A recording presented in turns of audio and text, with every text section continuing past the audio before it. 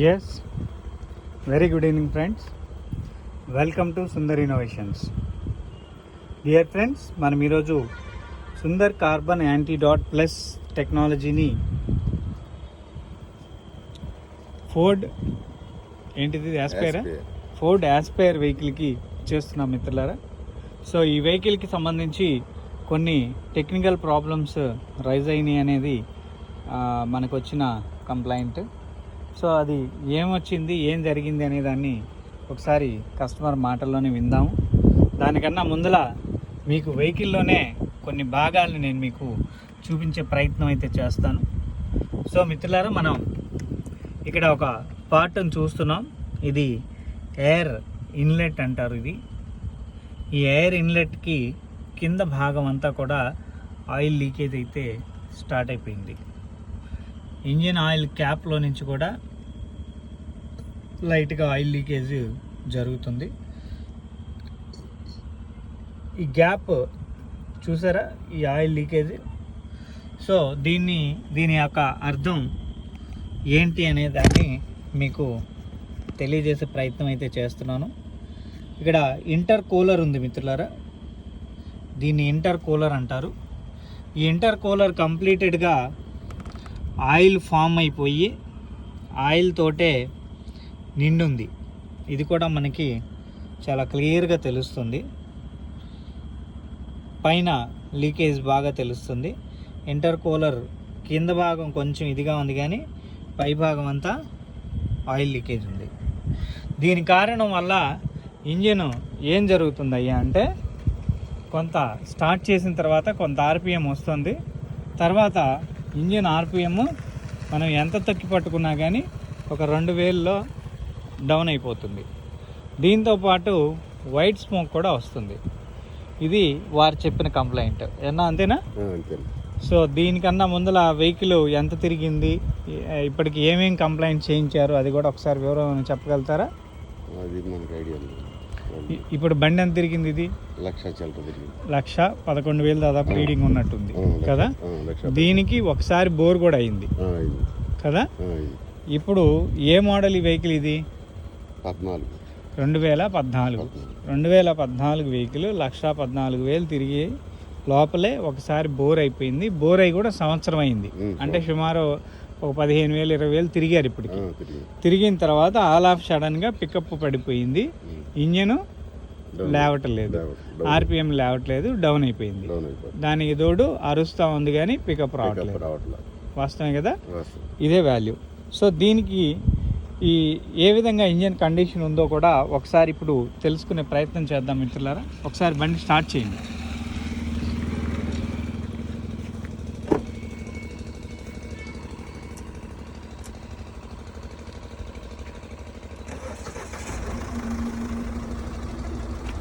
బండి జస్ట్ ఇప్పుడే స్టార్ట్ చేశారు. ఇందాక ఒకసారి మనం రైడ్ చేస్తూ ఇంజిన్ ఏ స్మోక్ రిలీజ్ చేస్తున్నా కూడా చూసే పరిస్థితి చేద్దాం. రైడ్ చేయండి.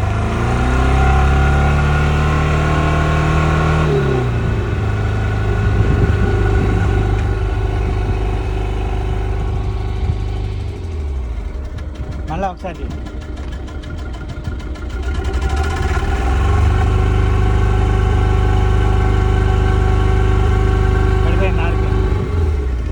పడిపోయింది కదా.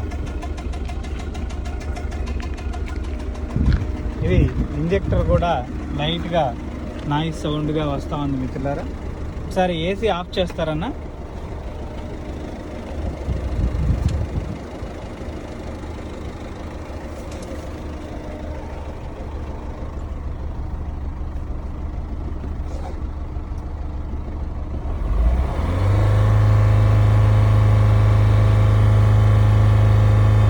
సో చూసారా మిత్రులారా, ఈ ఆర్పిఎం 3000లో లాక్ అయిపోయింది.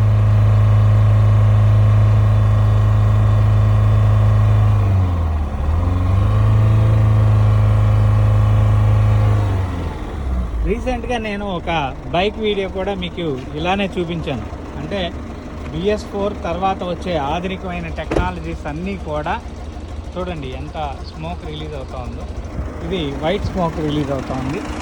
సో ఇప్పుడు మనం BS4 తర్వాత వచ్చే టెక్నాలజీలో ఎన్నో రకాల లూప్ హోల్స్ ఉన్నాయి, ఎన్నో రకాల టెక్నికల్ ప్రాబ్లమ్స్ వస్తూనే ఉన్నాయి వెహికల్కి. ఇప్పుడు BS6 అనే వెహికల్ని మనం వాడుతున్నాం మిత్రులారా.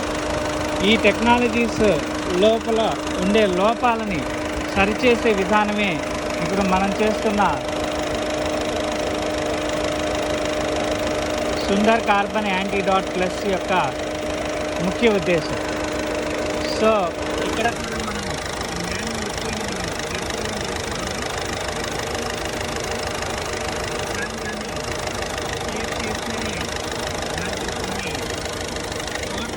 నానో మెటీరియల్స్ అయితే దీన్ని మనకి క్లియర్గా కనిపిస్తూ ఉన్నాయి. ఇంజన్ యొక్క ఆర్పిఎంని బట్టి, ఇంజన్ యొక్క స్థాయిని బట్టి ఈ యొక్క టెక్నాలజీని డిజైన్ చేస్తాను. చిన్న బైక్ దగ్గర నుంచి అతిపెద్ద కారు, లారీ, బస్, అనేక రకాల పెద్ద ఇంజన్స్ వరకు కూడా ఈ టెక్నాలజీ డిజైన్ చేయబడుతుంది.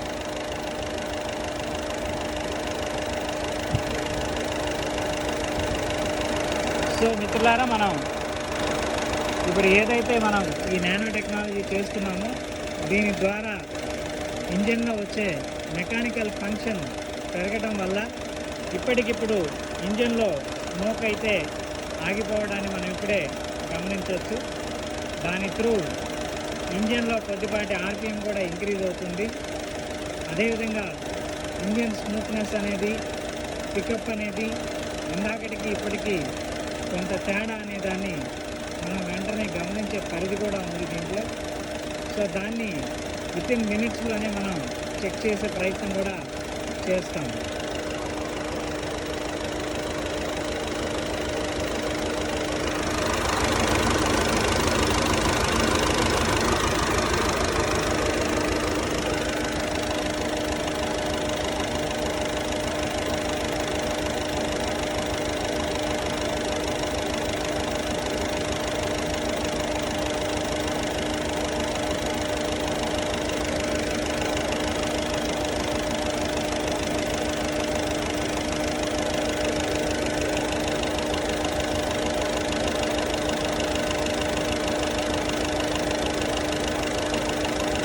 సో మిత్రులారా, ఈ యాంటీడాట్ ప్లస్ అనేది ఎక్కువ మనం మిక్స్ చేస్తే ఇలా బయోడీజిల్ కలర్లో వస్తుంది. అండ్ ఎప్పటికప్పుడు మనం చేస్తే ఒక మంచి మిల్క్ వైట్ కలర్లో వస్తుంది.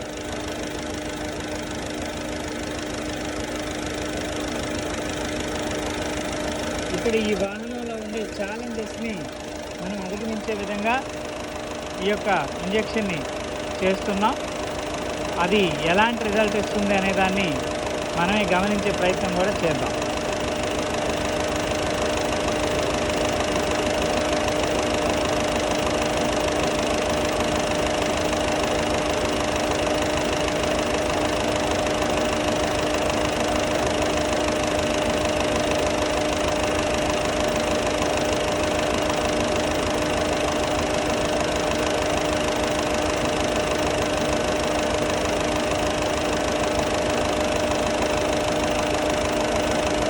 కేవలం ఒక వాహనం దాని యొక్క జీవిత కాలాన్ని అంటే 3 లక్షల నుంచి 5 లక్షల వరకు తిరగాల్సిన అవసరం ఉంటుంది, పరిధి ఉంటుంది. సో ఈ పరిధిని మనం పూర్తిగా పొందలేకపోతున్నాము అంటే అది ఖచ్చితంగా టెక్నాలజీలో ఉన్న లోపమే అనే దాన్ని మీరు తెలుసుకోగలరని మనవి చేస్తూ ఉన్నాను.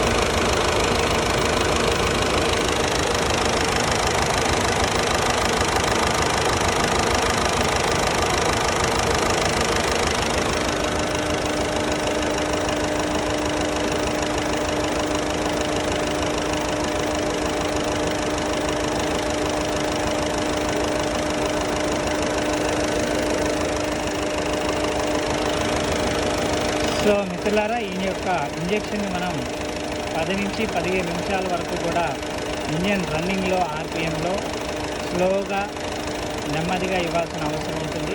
ఇది ఒక నానో టెక్నాలజీ. సో దీన్ని మనం ఆటోమొబైల్ ఇంజిన్లో ఉండే టెక్నికల్ కంప్లైంట్స్ని క్లియర్ చేసుకునేదానికి, ఇంజన్లో కంప్రెషన్ పెంచేదానికి, ఇంజన్ జీవితకాలాన్ని, ఇంజన్ ఆయిల్ జీవితకాలాన్ని పెంచేదానికి, ప్రత్యేకించి మైలేజ్ని పెంచేదానికి కూడా ఈ టెక్నాలజీని మనం వాడుకోవచ్చు. ఇది ప్రతి వాహనంలో కూడా చాలా అద్భుతమైన విలువలు ఇస్తుంది.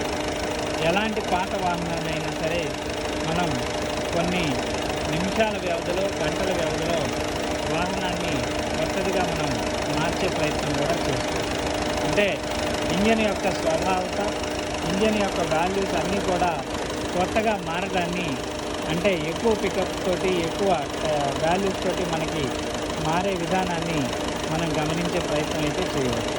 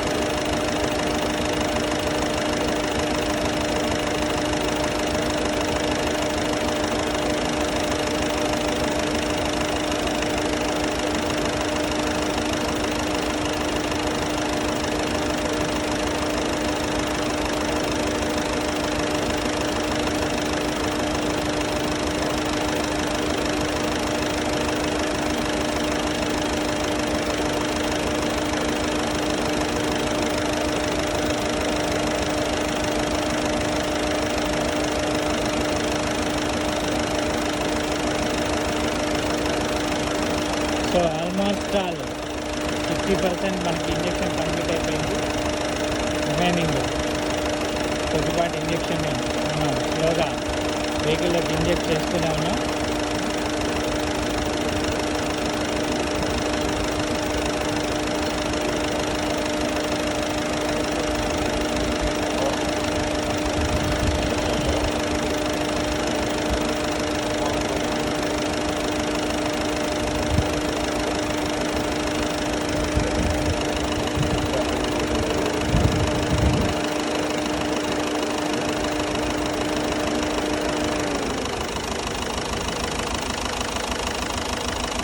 సో ఇప్పటి వరకు కూడా ఇంజన్ కూల్ అవ్వడానికి ఇంజన్ ఫ్యాన్ మోటార్ రన్ అయింది.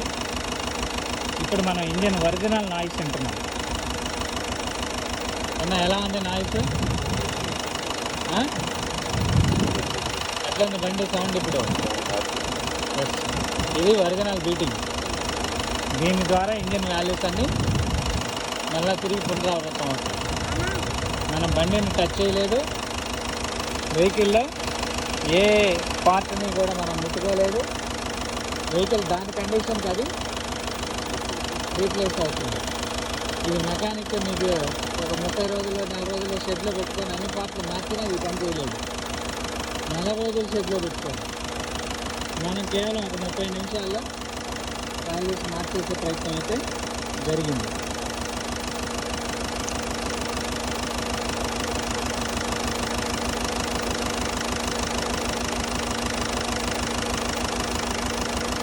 సో మొత్తం ఇంజెక్షన్ అయితే కంప్లీట్ చేసుకోవడం జరిగింది. ఒకసారి వెహికల్ వాల్యూస్ ఎలా ఉన్నాయి ఏంటి అనేది కూడా మీకు తెలియజేసే ప్రయత్నం చేస్తాం. దానికన్నా ముందల ఇక్కడ ఉండే ప్రాబ్లమ్స్ని కూడా మీకు ఆల్రెడీ నేను చెప్పాను. ఇక్కడ ఇంటర్ కూలర్ చూడండి, ఇంటర్ కూలర్ బాగా లీకేజ్ పెరిగిపోయింది. ఈ లీకేజ్ పెరగడం ద్వారా ఇంటర్ కూలర్లోనే ఆయిల్ బాగా లాక్ అయిపోతుంది. ఇంజిన్లో ఆయిల్ కూడా కొంత లాస్ అయిపోతుంది. ఇక్కడ కూడా మనకి కొంత ఆయిల్ లీకేజీ తెలుస్తూ ఉంది. ఈ లీకేజీని మనం తగ్గించుకోవాలి. దానికి చిన్న చిన్న టెక్నికల్ ఇష్యూస్ ఉన్నాయి, అవి నేను వాళ్ళకి క్లియర్గా ఎక్స్ప్లెయిన్ చేస్తాను. ఈ ఇంజెక్షన్ ద్వారా ఇంజన్లో వాల్యూస్ని మనం మార్చుకోగలిగాం. బట్ ఆ టెక్నికల్ ప్రాబ్లమ్ని అయితే మనం అంటే అక్కడ ఉండే ఆ పార్ట్ అంటే ఇంటర్ కూలర్ అనే పార్ట్ మార్చుకోవాలి అండ్ ఈజీఆర్ క్లీన్ చేసుకోవాలి. ఎయిర్ ఇన్లెట్ సిస్టంలో ప్రెషర్ లైన్ని బిల్డ్ చేయాలి. ఒకవేళ ఇంటర్ కూలర్లోకి ఆయిల్ టర్బో నుంచి కనుక వస్తున్నట్లయితే మనకి టర్బో దగ్గర కూడా తెలుస్తుంది. ఈ టర్బో నుంచి క్లియర్గా తెలుస్తుంది. ఇది టర్బో నుంచి ఆయిల్, టర్బోకి ఆయిల్ వచ్చే లైన్ ఇది. ఈ పైప్ లైన్, ఈ పైప్ లైన్లో నుంచి ఇంజన్లో నుంచి టర్బోకి ఆయిల్ పడుతుంది. ఇక్కడ ఒకవేళ టర్బోలో గ్యాస్ కట్ ఏమైనా మిస్ అయినట్లయితే ఈ లైన్ ద్వారా నేరుగా ఇలా ఇంటర్ కూలర్లోకి వెళ్ళి ఈ లైన్లో నుంచి ఇంటర్ కూలర్లోకి దిగి, ఇంటర్ కూలర్ అంటే ఈ పార్ట్, సో పక్క లైన్ ద్వారా ఇంటర్ కూలర్లో నుంచి పైకి వస్తుంది. ఇప్పుడు నా లెక్క ప్రకారం ఈ ఇంటర్ కూలర్లోనే 1.5 లీటర్ ఆయిల్ ఉంటుంది. దాంట్లో ఆయిల్ నిలబడిపోయి ఉంటుంది, ఎందుకంటే ఇంజన్లో నుంచి పంపింగ్ జరిగింది కాబట్టి. ఓకే, సో ఇది కూడా ఒకసారి మనం చెక్ చేసుకుంటే సరిపోతుంది. బానెట్ వేసేయండి.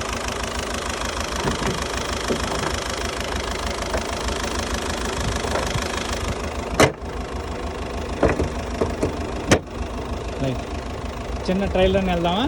ఇందాకటికి ఇప్పటికి వేరియేషన్ ఎట్లుంది అనేది మీ మాటలోనే తెలుసుకుందాం. లోపలికి వెళ్ళి ఇది లోపల పెట్టమ్మా.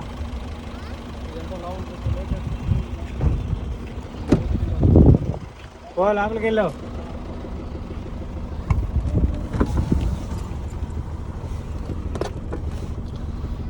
సో మిత్రులారా, మనం వాహనం ఇప్పటి వరకు కూడా ఎంత తిరిగింది అనే దాన్ని కూడా ఇక్కడ చూడొచ్చు.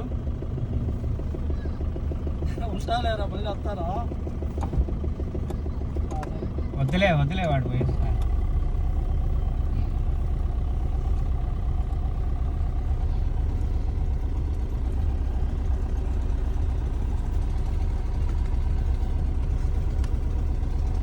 సో మిత్రులారా, మనం వెహికల్ మూమెంట్ ఇందాక ఇక్కడికి ఇప్పటికి ఎలా ఉంది అనే దాన్ని కూడా మనం చెక్ చేసే ప్రయత్నం అయితే చేస్తున్నాం.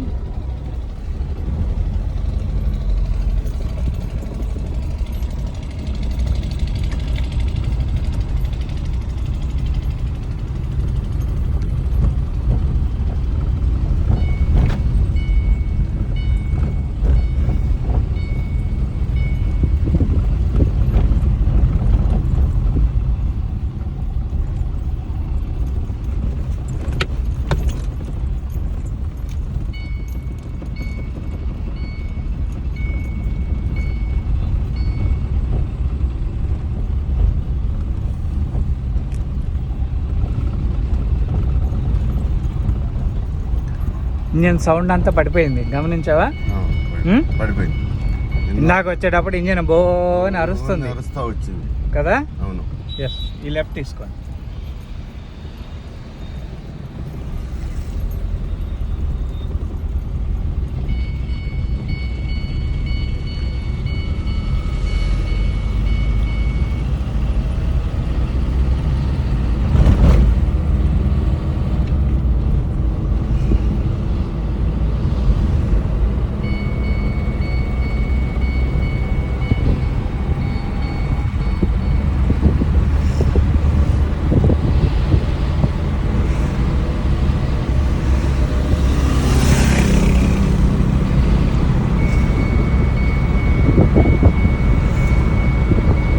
సాధారణంగా ఇంజన్లో ఉండే టెక్నికల్ కంప్లైంట్స్కి ఈ చెక్ అలారమ్స్ చూపిస్తాయండి. ఇక్కడ ఆయిల్ గేజ్ ఒకటి చూపిస్తూ ఉంది, 2 రేంజ్ లైట్ రేంజ్ కూడా కనిపిస్తూ ఉంది. అంటే ఈ 2 కూడా టెక్నికల్ ఇష్యూస్ ఉన్నాయి అనే దాన్ని మనకి వెహికల్లో ఉండే సెన్సారబిలిటీ తెలియజేస్తూ ఉంది.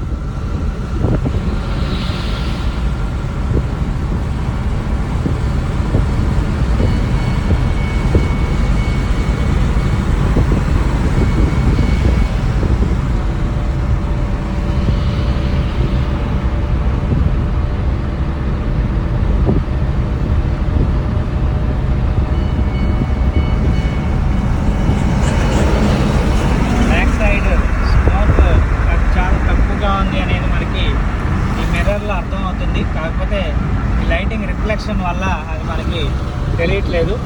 మళ్ళా బండి ఆపిన తర్వాత ఒకసారి చూపించే ప్రయత్నం అయితే చేస్తాను.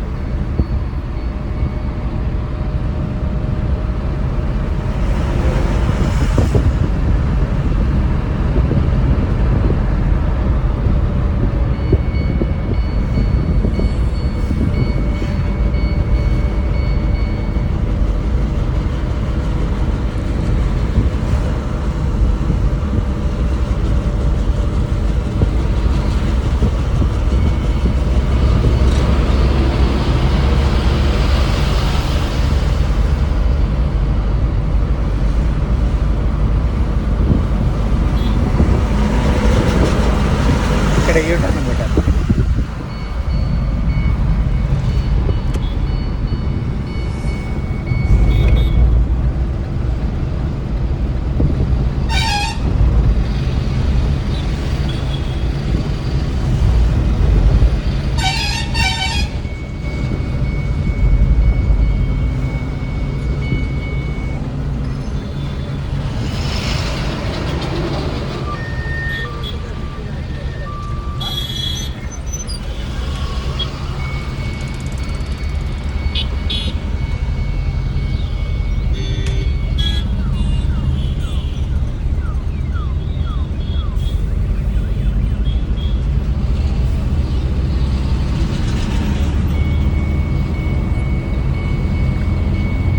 ఎలా ఉంది ఇందాకటికి ఇప్పటికి?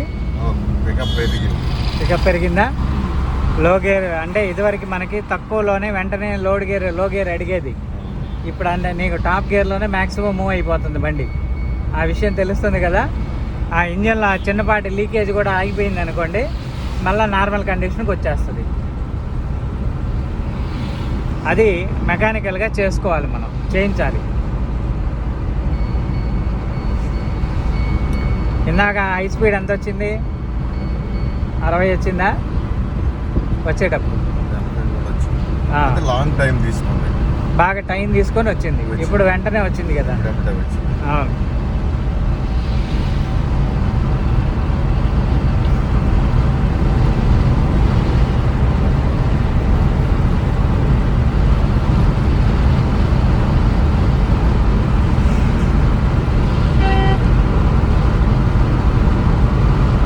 ఎనభై 90 దాకా వెళ్తాం చూడండి. ఆల్మోస్ట్ ఆల్ 100 రీచ్ అయిపోద్ది ఇంకో కొంచెంసేపట్లో. అంటే మనం వాడే కొద్దీ 80 90 అయింది, 90 100 అయింది. ఇది స్లోగా రైజ్ అవుతూ ఉంటుంది. కానీ దీని ఒక్కదానితో ఇది ఆగకూడదు. ఆ స్పేర్స్ కూడా మార్చుకుంటే వెంటనే నీకు ప్రాబ్లం కంప్లీట్గా సాల్వ్ అయిపోతుంది.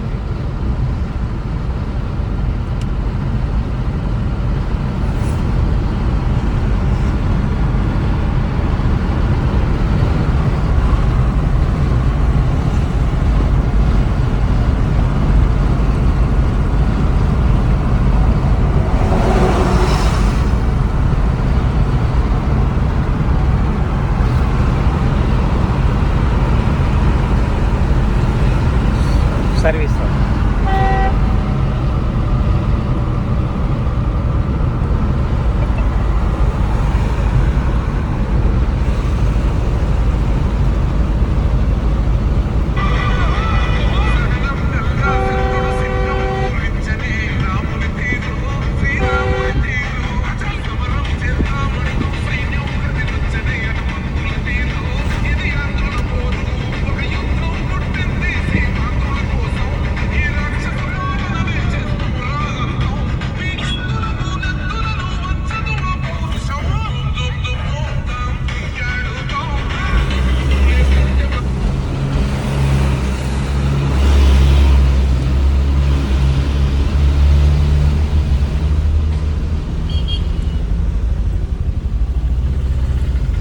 క్లచ్ కూడా ఎండుకు వచ్చినట్టుంది కదా.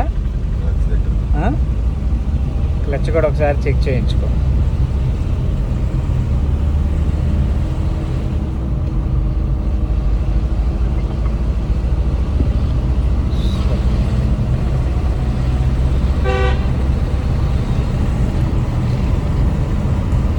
ఈ లెఫ్ట్ పైన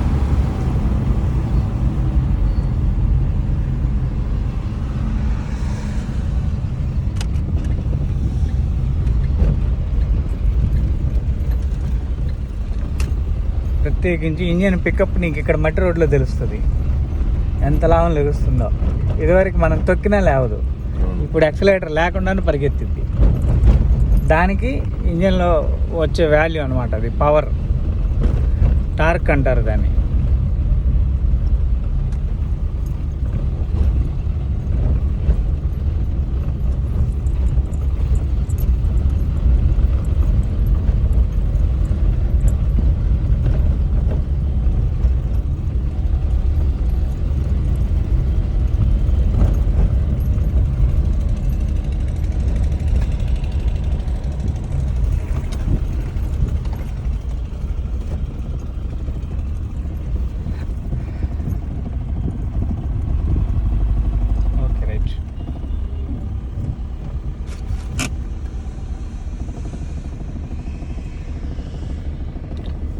ఈ నాకింగ్ సౌండ్ అంతా కూడా అది ఓపెన్ చేసేసి క్లీన్ చేసుకుంటే సెటరేట్ అయిపోద్ది.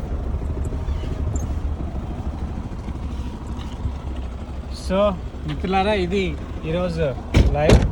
మళ్ళీ మరొక వీడియోలో కలిసే ప్రయత్నం చేద్దాం. Thank you for watching our live video. ఒకసారి బయటకు వచ్చి ఇంజన్ దగ్గరికి వచ్చి సౌండ్ విను, తెలుస్తుంది. మళ్ళీ ఒకసారి యాక్సిలేటర్ ఇద్దాం.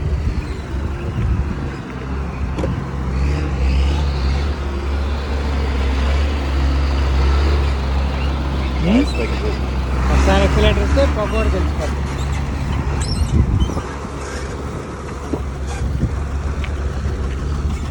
సో ఇందాక ఆల్రెడీ ఒక మార్కులు ఇక్కడ పెట్టాం మిత్రులారా, మళ్ళీ ఇప్పుడు చేసే ప్రయత్నం చేస్తున్నాం.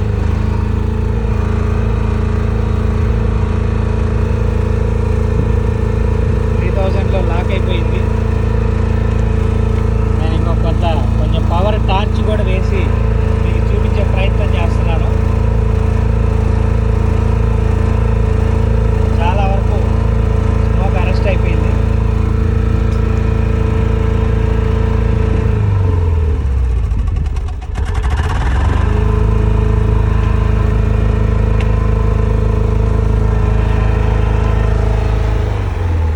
ఓకే,